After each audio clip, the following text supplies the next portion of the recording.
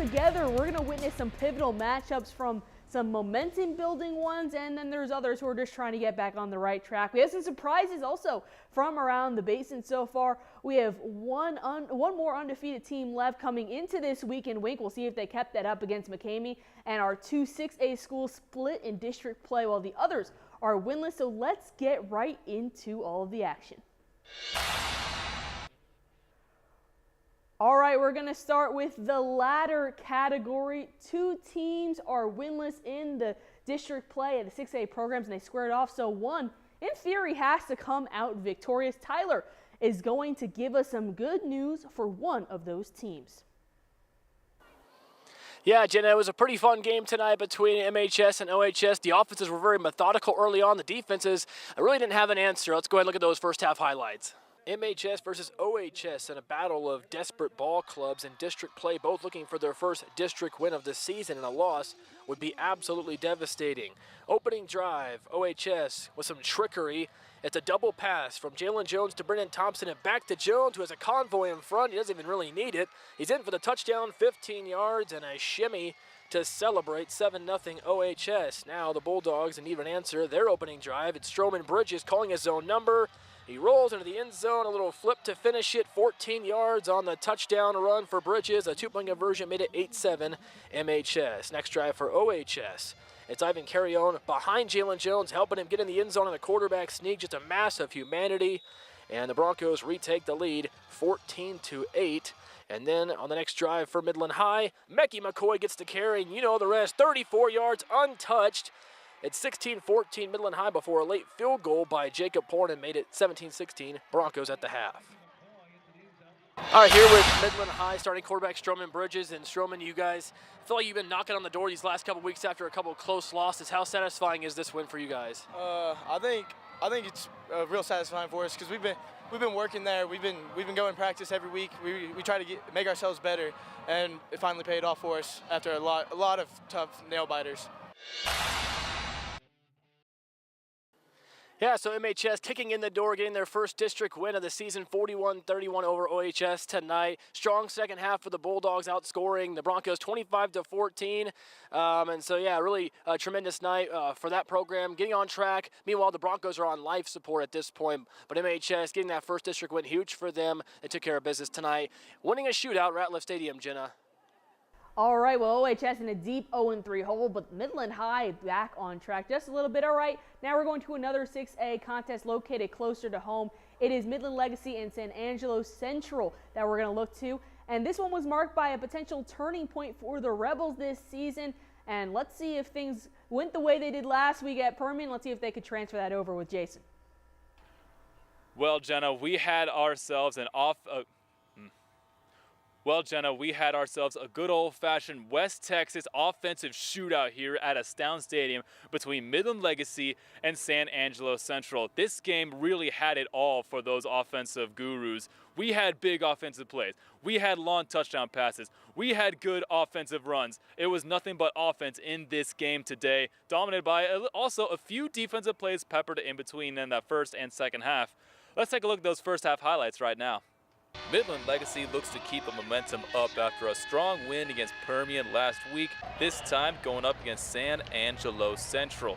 Now, after a Bobcats fumble on the opening drive, Zeke Luna, wearing the Jake Power number, finds a hole, tells a man to get off of him, and runs all the way into the end zone for a quick 6 points.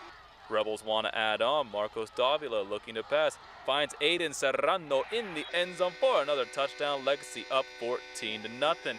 Back in the red zone, Rebels want some more. Davida Serrano connection worked before, so they'll dial it up again for a second touchdown pass.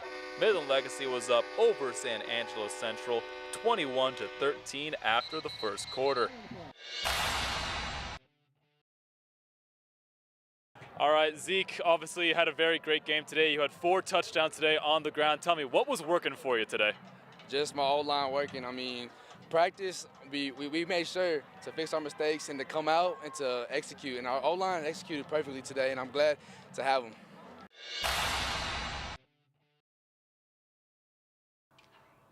Well, you heard that right. Zeke Luna had himself 4 touchdowns in today's game, really carrying the load for the Midland Legacy Rebels. But we can't discount what was done by quarterback Marcos Davila, wide receiver Aiden Serrano, and other receivers such as him. Very good, balanced offensive attack showing from Midland Legacy today, helping them win 56-29 and getting them back to a 4-4 record. Hopefully now they can go on a long run in the playoffs and see if they can defend that championship they won last year. Back to you, Jenna. All right, thanks, Jason. So this is game time, so you know that we have all your 6A action from those in town and out of town, like this matchup between Permian and Friendship. This is a big game for the Panthers since the Tigers held one of the only unbeaten records in this district, and it was all Friendship early. Tigers quarterback Hudson Hutchinson decides to keep this one for himself on the first drive to go up 7-0 after the made extra point. On the onside kick recovery, it leads to more offense for Friendship. This time, Hutchinson finds his receiver Leighton Stone for a huge link up to go up 14-0. And Permian did do a little something on the attack. Justice Lara on the ground and pound in this game to put this one at 14-7 at the end of the first. But it was Permian that ended up coming out on top by a slim 1-point margin. Now over to the private school ranks. Midland Christian welcomes Fort Worth Christian for its final home game, and our Game Time reporter Marcus Risen went behind the scenes of the pregame festivities and found this great story.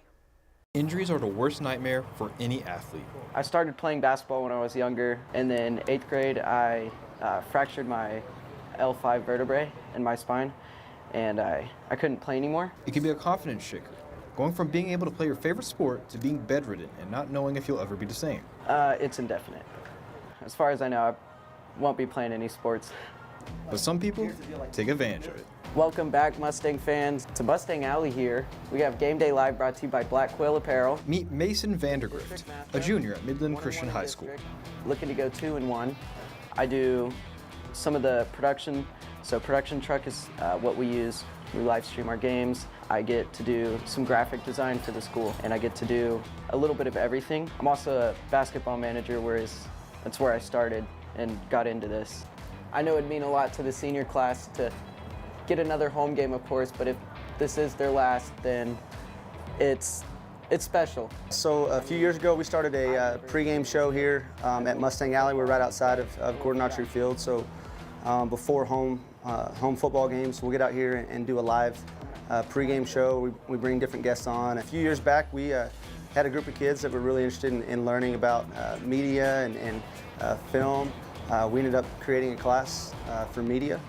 And in that class, we really, Mason kind of said it, we try to tell the story. We try to find stories and try to tell them in a fun way. One student, Mason, stood out to Langford. And we noticed, he was kind of going above and beyond. And he ended up being helping out the second half of the season with the varsity, just because he was just such a good hand and was doing a lot of good things. Mason is now one of the main hosts of MCS Game Day, being able to interview players, coaches, and other cool people on a weekly basis. He's doing all this at 16. It shows that even though one second you might be thinking your future is bleak, the next can be hopeful, and another opportunity may show up, maybe even better than the first. On Game Day Live, brought to you by Black Quail Apparel. All right, a great story over at MCS. Now it's time to see how the Mustangs performed on the field. It was senior night over at Mustang Stadium, and the team wanted to show out for the home crowd for the final regular season home game. MCS getting to work early, and it's on the defensive end with this near INT from Case Cole. And on the flip side, QB Blake Pruitt using his legs to put the offense in a good spot for this connection between Pruitt and his tight end, Will Sherlemer, for 6, and then the lead in the first frame of action. All right, we've got you covered with some great games so far. We're not done yet. Coming up, we got McCamey versus Wink, followed by Big Spring and Lakeview. All of that coming up after the break.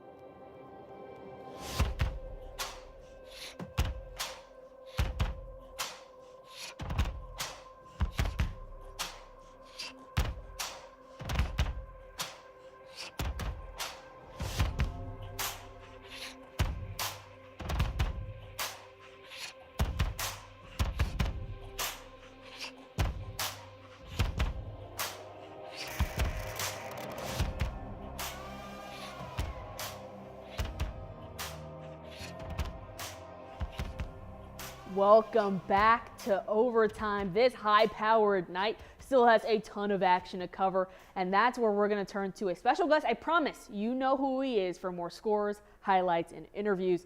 That's right, Aaron Gelvin is back in studio with all of those things, and he's going to fill us in on what's going on.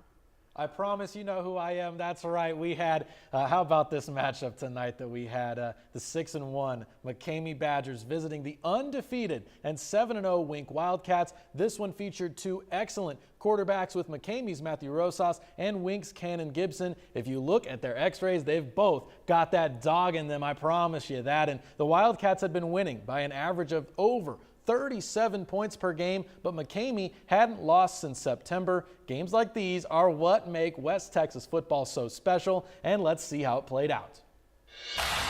And look at this beautiful shot as we open things up on a gorgeous night in the Permian Basin, and McCamey's Aiden Torres going to run the ball into the end zone along the left end and tie this game up at 7 apiece. And then it's that bad man, Matthew Rosas, taking the snap and sweeping left into the promised land to give the Badgers the lead. Then it's Torres through the air this time, hitting Braxton Babb for the score, and McCamey extends their lead out to 2 scores. This one got fun in the second quarter, however, as Wink QB Cannon Gibson up the gut for the touchdown to get the Wildcats closer, and then Cannon Gibson showing off the cannon as he hits his receiver Jordan Talley for the touchdown. Wink trailing 21-19 at the half. A crazy second half left Wink still undefeated with a 42-28 win. Now let's hear from the head coach of the Wildcats, Brian Gibson, on what Wink will focus on going forward after a big win tonight.